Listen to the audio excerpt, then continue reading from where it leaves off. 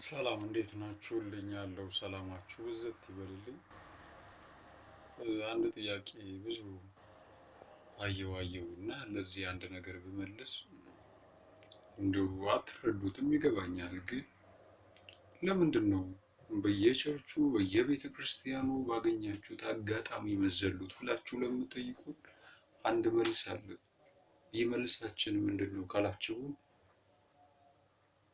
እኛ የምንዘለው ሳንከፍል የከፈለልን ምንም ነገር ወጪ ሳናወጣ እንዲሁ በነፃ ድነናል።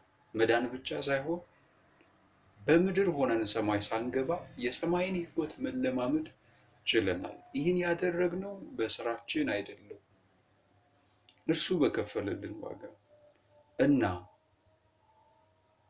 የዘላለም ሞት የተፈረደበት አንድ ሰው ወይም አንድ ግለሰብ ማንኛውም ሰው ከድቅድቅ ጨለማ ወደሚደነቅ ብርሃን አልፈሃል ቢባል መዝለል አይደለም ቢከረባበት ቢዘል የፈለገውን ነገር ቢያደርግ እላችኋለሁ መዝለል ያንሳል እንጂ አይበዛም።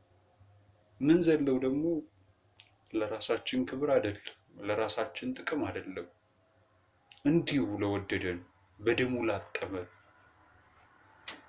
ምንም ሳንከፍል በእርሱ በማመናችን ብቻ የዘላለም ሕይወት ለሰጠን ለሱ ነው። አሁንም ብንዘል ያንስበታል እንጂ አይበዛበትም።